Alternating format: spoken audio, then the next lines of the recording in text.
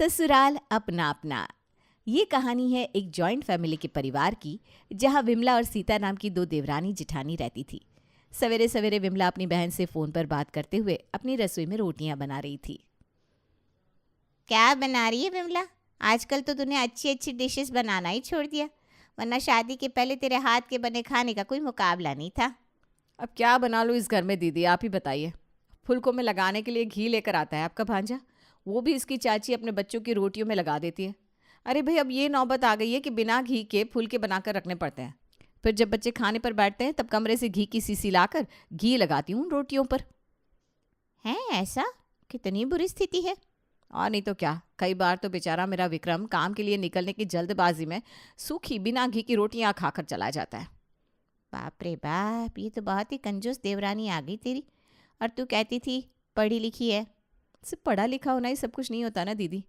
अच्छा, मैं फ़ोन रखती हूँ, लगता है मेरी देवरानी आ रही है। और आती है रसोई में सीता। हाय राम, पूरी रसोई का बेड़ा गर्क कर दिया है।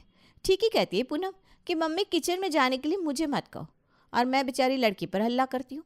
पर इसमें उसकी क्या गलती है? जब रसोई बाथरूम की तरह सड़ेगी तो कौन ही बच्चा आना चाहेगा रसोई में।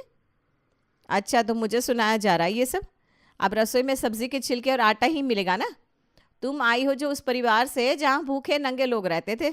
रसोई में खाना रहेगा नहीं तो रसोई तो साफ दिखेगी। वो तो सभी को पता है कौन कैसे परिवार से आया था।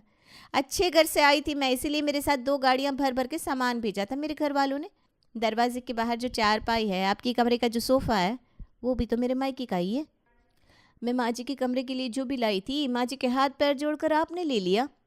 इतने बुरे दिन नहीं आ गए थे मेरे कि मैं माँ जी से तेरा सोफ़ा मांगूंगी। वो माँ जी ने मुझे खुद दिया था। खटारा सोफ़ा जा ले ले कमरे से। और तू पुरानी बातें खोल रही है ना, तो फिर ये भी सुन ले। तुझे शादी में जो गहने चढ़े थे, ये वही गहने थे ना जो माँ जी ने मेरी शादी पर मुझे चढ़ाए थे। तो वो गहने तो मेरे हुए। तेरे वक्त तो घर पर डकैती हो गई थी, कुछ था ही नहीं नई बहू को चढ़ाने के लिए। उस वक्त समाज में 4 लोगों के बीच इज्जत रखने के लिए मैंने ही अपने गहने माँ जी को दिए थे कि लीजिए माँ जी, चढ़ा दीजिए नई बहू को। पता नहीं किस पागल कुत्ते ने काटा था मुझे, जो मैंने उस दिन ये भूल कर दी। वो गहने तुझे ऐसे चढ़े कि फिर तेरे लॉकर से बाहर आए ही नहीं। रसोई से आ रही आवाज़ सुनकर सीता और विमला के बच्चे भी रसोई में पहुंच जाते हैं। क्यों अपना दिमाग खराब कर रही हो इन लोगों के पीछे मम्मी? इन लोगों से तो हमारी खुशी देखी ही नहीं जाती। चलो कमरे में। इसीलिए कहती हूँ ताई का काम हो जाए उसके बाद ही रसोई में जाया करो। उम्र देखकर बात किया करो पूनम। तुमसे बड़ा हूं मैं, क्या मैंने बीच में बोला? और किससे बात कर रही हो तुम ऐसे? यही तमीज सीखी है क्या आपने नानी के घर वालों से? क्योंकि हमारे खानदान में तो किसी को ये बदतमीजी सिखाई नहीं जाती। ये नहीं बोल सकती और तू बोल सकता है? वाह, आपकी कचहरी लग गई यहाँ तो। अब माँ और चाची के बीच की लड़ाई को आप हमारी बनाना चाहते हैं तो कह दीजिए ना भैया। आप जबरदस्ती उसकी बात क्यों पकड़ रहे हैं? इस घर में शुरू से बस हम लोगों को ही चुप कराया गया है। हाथ में सब्जियों की थैली लिए वसंत अपने घर आता है और हल्ले गुल्ले को सुनकर सीधा रसोई की ओर जाता है। पूरे मोहल्ले के कान यही हमारे घर की ओर है, और जोर जोर से कलेश करो तुम सब। तुम तीनों यहाँ रसोई में क्या कर रहे हो? अपने अपने काम पर जाओ। और सीता जी, आपका रसोई में खाना बनाना हो गया हो तो निकलिए, अगर नहीं हुआ है तो मुंह बंद करके खाना बनाइए। मुझे समझ में नहीं आता तुम लोगों के पास क्या यही बातें रह जाती है लड़ाई करने की, या टॉपिक पैदा करते हो? घर में सास ससुर जेठ हो तो समझ में आया कि हो रही है लड़ाई। यहाँ तो ऐसा कोई है भी नहीं, फिर भी रोज़ का ड्रामा। क्या सोचते होंगे लोग?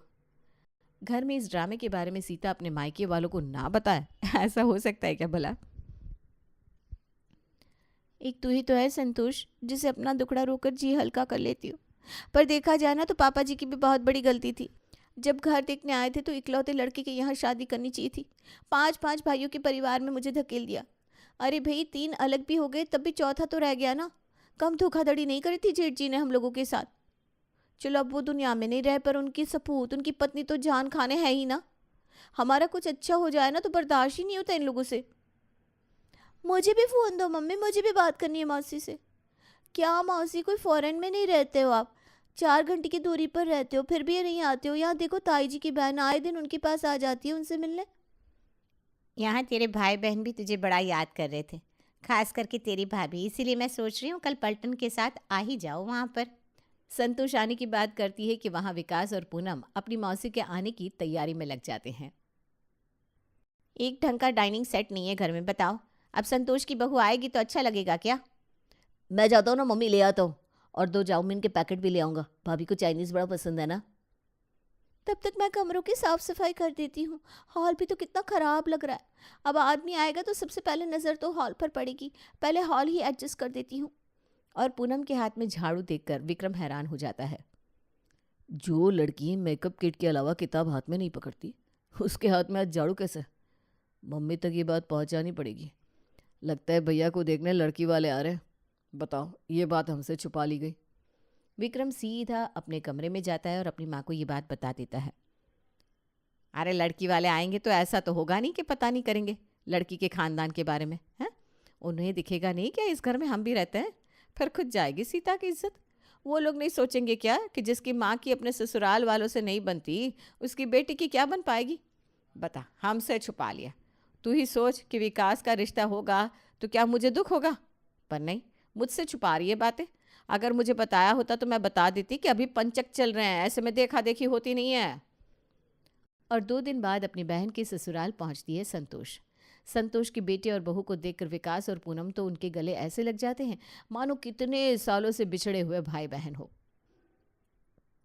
अच्छा, तो इसलिए हो रही थी साफ सफाई। देख रही हो मम्मी, दिन भर घर में हमारे साथ रहते हैं और भरत मिलाप हो रहा है मौसी के बेटे से। क्या ही तो दुनिया है बेटा। लोग जिनके साथ रहते हैं ना, उनसे ही दगा करते हैं। अब मौसी बैठी है दूर तो वो तो प्यारी ही लगेगी ना। ना ही ये मौसी के घर उनके जायदाद में हिस्सा लेने जा रहे हैं, ना ही मौसी इनके हिस्से में हिस्सा लेने आएगी।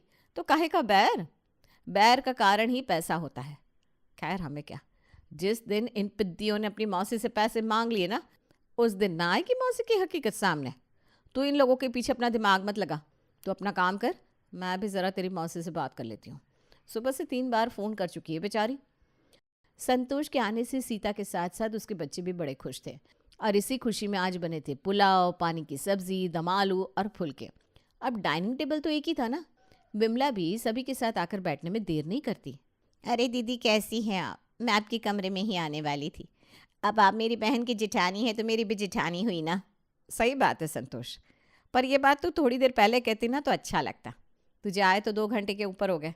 अपने कमरे में ही बैठी थी मैं, आकर ले लेती आशीर्वाद। या देवरानी जेठानी के मैटर में अब मायके वालों को भी घुसाया जा रहा है। अरे नहीं नहीं दीदी, किसके घर में जेठानी देवरानी में प्रॉब्लम नहीं होती, वो बात है ही नहीं। मुझे लगा आप घर पर नहीं है, वरना अपनी बहन के पहले मैं आपसे मिलती। अरे सीता, दीदी को रोटी तो परोस।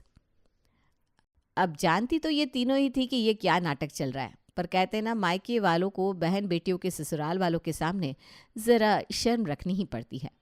विमला के जाती ही पूनम से रुका नहीं जाता। वो अपनी मौसी से कहती है, ये क्या बात हुई मौसी जी? अब ताई जी की साइड क्यों लेने लगी? उल्टा आपको उन्हें 2 बातें सुनानी चाहिए थी। ये तो बच्ची है सीता, पर तुझे तो समझदारी रखनी होगी ना। अब देखो, जो भी है वो है तो तेरी जेठानी। मैं तो यहाँ 2 दिन के लिए आई हूँ। आगे तुझे तेरी जेठानी के साथ रहना है तो बेकार में ही क्यों तेरी जेठानी से अपने संबंध खराब करूँ। अब ये जेठानी पुराण बंद करो मम्मा। हो गया, एंजॉय करने आए कि इन्हीं बातों को डिस्कस करने। और आप भी ना मौसी बेकार में टेंशन पालना बंद कर दो। रात में चलते हैं सभी मूवी देखने और पार्टी होगी मेरी तरफ से। और रात को दोनों परिवार मिलकर मूवी देखने निकल जाते हैं। रेस्टोरेंट से लेकर मूवी तक का खर्चा सीता बसंत से ही करवाती है। मेरी जेठानी का बेटा इनडायरेक्टली ज़रूर तुमसे पूछना चाहेगा कि हम कहाँ गए थे, क्या खर्चा हुआ। तो बस कहना मंदिर गए थे और मंदिर में लंबी लाइन थी, उसी में देर हो गई। हैं? इतना करती है क्या ताई जी? और नहीं तो क्या बेटा, जानता नहीं है तू इन लोगों को। इन्हें लगेगा भाई सीता ने इतना खर्च करा दिया, ज़रूर भाई साहब की कमाई अच्छी रही होगी। और नज़र के ना बड़े ख़राब लोग हैं ये बेटा। मम्मी बिल्कुल सही कह रही है। भाई मेरी सैलरी ही ले लो। एक बार बस ताई जी को पता चल गया था कि मैं कितना कमाता हूँ।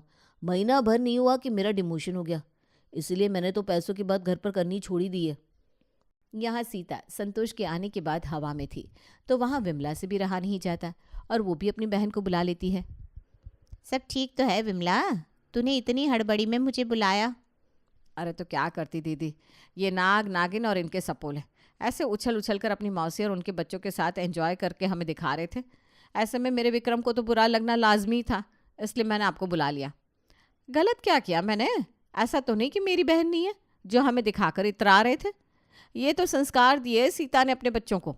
मेरा देवर ऐसा नहीं है, पर ये देवरानी ना उल्टी खोपड़ी की आ गई और दोनों भाइयों में बैर करवा दिया, वरना हमारे घर में खाने पीने को लेकर कभी कलेश था ही नहीं। बहुत अच्छा किया तूने मुझे बुला लिया विमला। माँ बाप के जाने के बाद तो मायका बहनों से ही होता है। और नहीं तो क्या दीदी, मेरी तो अब जो है आप ही हैं। मैं भी बनाती हूँ अच्छा अच्छा खाना, इन्हें भी तो दिखनी चाहिए ना हमारे ठाठ। मिलकर खाएंगे सभी लोग, क्यों विक्रम? अरे नॉर्मल दाल चावल बना ले, क्यों करनी है मेहनत? मैं कोई बाहर वाली थोड़ी ना हूँ। अरे दीदी, कुछ चीज़ें दिखावे पे भी करनी पड़ती है, क्या बताऊँ। जब से संतोष आई है इन लोगों के घर में पंतवे बन रहे। अपने पति के लिए कभी इतनी वैरायटी नहीं बनाई होगी सीता ने जितनी संतोष के लिए बनाई। रातों रात पर्दा, चद्दर, क्रॉकरी आइटम सारे के सारे नए आ गए। मुझे तो भनक तक नहीं लगने दी इन लोगों ने। जब राशन बिजली के बिल में आधा पैसा देने की बात आती है ना, तब ये सीता कहती है, भाभी जी मेरे पास तो जहर खाने के लिए भी पैसे नहीं है। अरे तो अब कैसे हो रहे खर्चे? बड़े दोगले लोग हैं ये लोग। अरे क्या करेगी विमला, किसी किसी को ना रोने की ही आदत होती है। भगवान कितना भी दे दे उनका रोना छूटता नहीं। कोई बात नहीं, नहीं है करती है ना, देखना एक दिन सच में वही अवस्था आ जाएगी इसकी। तो ये थी विमला और सीता और उनके बच्चों की स्टोरी, जिनके लिए पापा के साइड के लोग, उनके बच्चे सभी बुरे थे, पर मम्मी के साइड के रिश्तेदार और उनके बच्चे अच्छे थे। और यही सोच अक्सर चलती है आम परिवारों में। इसी तरह दिन गुजर रहे थे। रोज़ की तरह सीता और विमला रसोई में खाना बना रही थी। अब बहनें तो अपना परिवार छोड़ छाड़ कर आई थी तो कितने ही दिन रुक जाती। विमला और सीता दोनों की ही बहनें 2-3 दिन बाद वापस लौट जाती है। ये करछी कहाँ चली गई? आपने देखी है क्या भाभी? अरे मुझे क्या पता, मैं तेरी चीज़ें छूती कहाँ हूँ। भले उन पर धूली क्यों ना बैठ जाए, मुझे कोई मतलब नहीं। अब सुबह से तो रसोई में आप ही है ना, तो आपसे ही पूछूंगी ना। ऐसा तो ना, मेरा सर अचानक भारी क्यों लग रहा है? क्या हुआ तुझे? मुझे सुनाते सुनाते तू रुक कैसे गई? भाभी मेरा सर चकरा रहा है। क्या? अरे चूल्हे की ओर हाथ क्यों कर रही है? विमला फौरन भागती हुई सबसे पहले गैस की नॉब बंद करती है और फिर सीता को हॉल में ले जाती है। कैसा लग रहा है सीता, लेटेगी क्या? पता नहीं भाभी, अभी तो ठीक थी, अचानक सर घूम गया और अभी भी घूम ही रहा है। बहुत बेचैनी सी लग रही है, मुझे कुछ हो तो नहीं जाएगा ना? अरे शुरू से ही दिल की कमज़ोर है तू, ऐसे ही हो जाता है क्या? कुछ नहीं हुआ है। कल चली गई थी ना लाल लिपस्टिक लगाकर बाहर, तो लगा दी होगी पड़ोसियों ने नज़र। तू जानती नहीं है क्या इन लोगों को? जिनको देख ले उनकी दुनिया खराब हो जाती है। तो रुक, मैं अभी नज़र उतार देती हूँ तेरी, तू ठीक हो जाएगी। विमला अपने हिसाब से अपनी देवरानी की नज़र भी उतार देती है, पर उसे ठीक महसूस नहीं होता। भाभी बच्चों को बुला दीजिए ना। विमला सीता के दोनों बच्चों को कॉल करती है, पर पूनम तो अपने फ्रेंड के साथ घूम रही थी और विकास था ऑफिस में। अब ताई फ़ोन करे तो दोनों में से कोई क्यों ही फ़ोन उठाता, क्योंकि इम्पॉर्टेंट तो मौसियों के और मामाओं के कॉल होते हैं ना, ताई का थोड़ी ना। फिर विमला लगाती है विक्रम को कॉल और विक्रम अपनी ताई को लेकर आ जाता है अस्पताल। अब टेंशन मत लीजिए चाची जी, आपको कुछ नहीं होगा। मैंने चाचा जी को कॉल कर दिया है और पूनम और विकास भी आते ही होंगे। भागता हुआ विकास पूनम के साथ अस्पताल के कैबिन में आता है। अचानक कैसे तबीयत बिगड़ गई मम्मी तुम्हारी? अब ठीक हूँ बेटा, वो बीपी ज़रा लो हो गया था, पर मुझे तो ऐसा लगा कि बस आखिरी वक्त है। मैंने तो तेरी ताई को कह दिया था कि भाभी जी अब दोनों बच्चों को आप ही को संभालना है, और तुम दोनों फ़ोन क्यों नहीं उठा रहे थे? घर में एक विक्रम ही है जो वक्त पर फ़ोन उठा लेता है। अगर आज उसने भी फ़ोन ना उठाया होता तो पता नहीं क्या होता। फिर तुम दोनों का पालन पोषण तुम्हारी ताई ही करती। ना सीता, ऐसा मत बोल। तेरी माँ ने तो फट से तुम दोनों की जिम्मेदारी मुझे सौंप दी, पर मैंने कह दिया कि नहीं, इतनी बड़ी जिम्मेदारी तुझ पर ही रहे तो अच्छा है और तू ही दोनों का ख्याल रखेगी। पूरे रास्ते घबरा रही थी तेरी माँ। फिर अस्पताल आई तो डॉक्टर ने बताया कि वही हमेशा की प्रॉब्लम, बीपी लो है और कोई बात नहीं है। आपको अपने फ़ोन से फ़ोन करना चाहिए था ना मम्मी, मुझे लगा कि तुझे लगा कि ताई फ़ोन कर रही है तो क्यों ही उठाया जाए। यही सोच बेटा, किसी दिन प्रॉब्लम का कारण बन सकती है। अच्छा ठीक है भाभी, रफ़ा दफ़ा कीजिए बात को, ज़रा 19-20 हुई है तबीयत में, बेकार में सब घबरा गए। नहीं, ऐसी कोई बात नहीं है। वो तो अच्छा है कि आप दोनों के बीच संबंध अच्छे हैं, जो जेठानी देवरानी को अस्पताल ले आई, वरना अगर इन्हें समय पर नहीं लाया जाता तो प्रॉब्लम हो सकती थी। इसलिए अड़ोसी पड़ोसी और पति की तरफ के रिश्तेदार वालों से संबंध अच्छे होने चाहिए, क्योंकि वक्त पर वही काम आते हैं, क्योंकि वही तो पास में होते हैं। मायके वाले जब तक आएंगे, कब तक पहुंचेंगे, तब तक अक्सर देर हो जाती है। अब मायके वाले पास रहते हो तो बात अलग है, पर मायके वालों से संबंध बिगड़ते ही किसके है नर्स मैडम? संबंध तो एक ही साथ रह रहा है, घर वालों से ही बिगड़ते हैं, जो बुरे वक्त के साथी भी होते हैं। और अनजाने में नर्स की कही बात सभी की आंखें खोल देती है। उन्हें समझ में आ जाता है कि बाप दादाओं के समय से चल रही लड़ाई को बेकार में इतने दिनों तक खींचते रहना सही नहीं होता। अब घर में 2 बर्तन होंगे तो बजेंगे ही। विमला और सीता की लड़ाई में कुछ ज्यादा फर्क नहीं पड़ता, पर मनभेद जरूर कम हो जाते हैं।